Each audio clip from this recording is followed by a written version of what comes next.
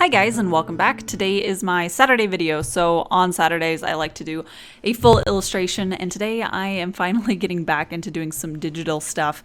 I used to do pretty much entirely digital, so if you've been around for a while you'll probably notice that I tend to work a little bit in a cycle where I will do a ton of watercolor and I love it. And then I get to a point where I need to get back and do more digital stuff, and then I'll do a lot of digital stuff and then switch back over. And I'm trying to balance it out a little bit more, but it has been a while since I've done a more involved digital piece. So I felt pretty excited to get back into this and to decide that I wanted to do it digitally. But first off, I'll go ahead and give a quick announcement. You may have noticed, and if you didn't hear in my last video, I am switching to doing 2 videos a week from now on, and this is actually really exciting for me. I mentioned in the last one, this just means that I will be producing better content, and I will still be creating as much artwork. It just won't all be in the form of a video. So if you'd like to follow me on Instagram, I'll have a link in the description. I'll post a ton more stuff there, and it means that I can focus on projects that I've been pushing off because I didn't really have as much time to dedicate to it, and now I can finally focus on those. One of the big things that I really have been wanting to make happen for a while now is a coloring book, and that is going to be first on the list of projects that I'm going to start tackling, is working up some line work for that. So if you guys have any suggestions on themes for a coloring book, I'd love to hear it down below. But yeah, today I started off with some thumbnails, and if you'd like to see the full page of thumbnails that I had, I'll have a link. Actually, it's in my Instagram, so you can go ahead and check out that post. And that was actually really helpful because I got a lot of people's input on that particular Instagram post, people who were saying which thumbnails they preferred and also how they interpreted the ones that they enjoyed. And I thought that was really interesting because coming from my point of view, I have only my ideas of what it looks like. But everyone, whenever you look at a piece of artwork, we all come to it from a different point of view. We have different life experiences, different thoughts, different things that we're looking for and more attuned to. So it was really interesting to hear what different nuances other people were picking up that I myself didn't notice or didn't even intentionally put in. So it was really helpful to get those ideas and see how other people were interpreting these ideas, so I knew which ones I wanted to explore a little bit more and what elements I liked, but I didn't even think about really pushing in the piece. So to be able to see what other people were saying was really, really interesting, and I love that. So if you would like to give me some input on work in progress, I definitely would like to post more stuff like that on Instagram, pages of thumbnails like this for upcoming pieces. So I would really appreciate it. But today, for this piece, I knew that I wanted to do a couple. I've been really wanting to have a little bit more of a story behind each piece and a little bit more meaning. I feel like I've run into a point where I need to definitely change the way that I'm creating my pieces. They're a little bit too simple, I guess, for each one. I definitely don't have a problem with doing simple artwork, but I don't want every single one to be that strict and that small of a scope. I'd like to widen it to the point that I can have more options. And this is me trying to push that. Like I said, I really wanted to do 2 people in the same piece. This is something that I'm trying to get better at, and it's a whole nother realm of problems that come with it, where you have to figure out how to have 2 characters interact and how to make sure that the scale is correct, but also how to get the style so that each of them look like they belong in the same environment, in the same universe, rather than having 2 characters that have slightly different style-wise, because I create a lot of different pieces that have a lot of different looks. So making sure that they look like they belong together comes with its own set of problems, and I really liked the challenge of that. It was something that really pushed me out of that rut that I feel like I'm in, and by no means do I think that this is like the solution and suddenly I feel great. But this is absolutely the right direction. I want to do more characters interacting together, more pieces that involve multiple people. I feel like there's a lot more of a story that I can tell with that, with the interactions of people and the differences that they have between each other. So I felt really great working on something that was pushing me a lot more creatively than I felt for a long time. And that's the thing. I want to feel challenged so that when I get to the end of the piece, I want to feel like I've accomplished something. And this piece, I definitely feel that for this one. And I felt really great about the final product of this one.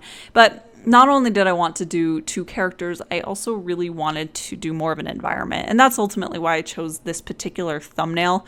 There were a few others in that page of thumbnails that I really liked, and I think there were a few others that were a lot more popular as far as what people preferred. But I did, in the end, make the executive order to go ahead and do this piece because I wanted to do more of an environment. I wanted to tell a story with the situation that they were in as well as the 2 characters themselves.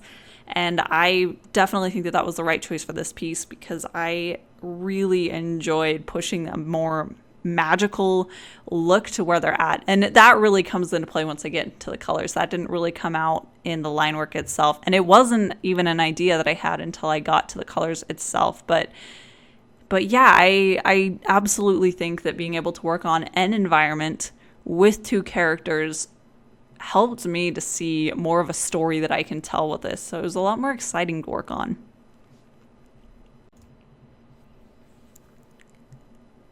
And it was when I finally got to the color step that I really started liking this piece.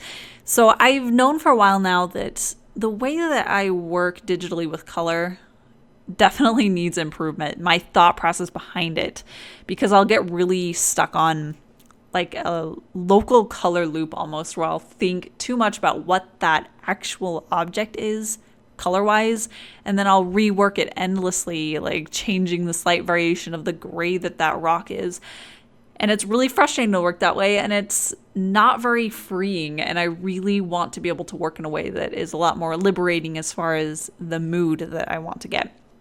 So going into this, I knew that I wanted to do almost a color blocking kind of a method. I wanted the background to be one basic color, and I wanted the characters to be a second basic color.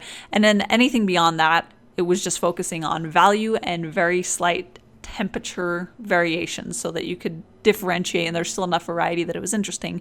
But I didn't have to think about a whole new color to put there. It was just, is this rock going to be a little bit warmer or a little bit cooler? And that just took a huge amount of pressure away. I was able to enjoy where I was placing the colors, and I loved the contrast of the characters against that background. So it was absolutely the solution that I needed and that I've wanted to put into action for a while now. But the last time I tried something like this, I felt like I didn't really get as strong of a result as I feel with this one. So, and I know that if I had taken more of a realistic approach, I never would have gotten this kind of an environment where it's more fantastical and glowy. I love where it ended up, and I didn't think that it was going to be that way from the very beginning. But because I was doing colors in a way that was a lot more free and I was working with raw color first, I was able to get in this kind of an atmosphere that I felt reflected the mood that I wanted, something that was more romantic.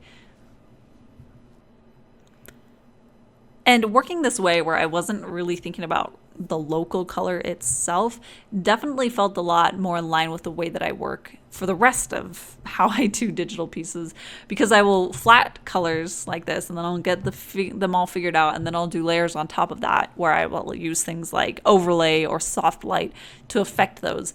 So in the end, I always end up varying from that original jumping off point anyways. So I feel like working in something that's a lot more raw of a color like this, it just works a lot better for when I'm layering these bright lighting layers to it, because in the end they never end up the same as that first layer anyways. So why would I nail myself down to using really naturalistic colors from the beginning when I don't even want to end up there? I want to end up something a lot more imaginative like this. So yeah, it definitely feels like this is a way that I've been needing to work, and I just hadn't really realized it until now. And just a bit about the environment. I recently went to a natural hot springs that's right by my house, and I love those. I love the environment where it feels really romantic and almost prehistoric in a way, and I knew that I wanted to do that in this piece. Absolutely. I wanted that environment and that feeling that I had when I was there. And I loved how the water was really almost opaque. It had this very non-see-through look to it, because I guess it's because all of the minerals in the water itself.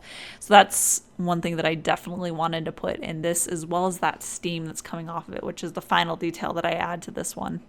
And that is it for today. I'm really glad that I was able to get this one done in time for convention, which is next week, and it's my first of the year. So if you're in the Salt Lake area, I am going to be at the Salt Lake FanX convention, and I'll be at booth Beige 15. So if you come and see me and you tell me that you know me from YouTube, I'll have a free little exclusive mini print behind the table that I will give you for coming and saying hi. So please come say hi, and I would love to meet you guys. But I will also have prints of this available at my shop right away, and I'll have it in a small 5x7 size, as well as an 8.5x11. So if you'd like to own this, it's available, and I'll have a link down in the description as well as in my end card. And that is about it for today. So I will see you guys on my next video. And again, I upload Wednesdays and Saturdays now. So thank you so much for watching.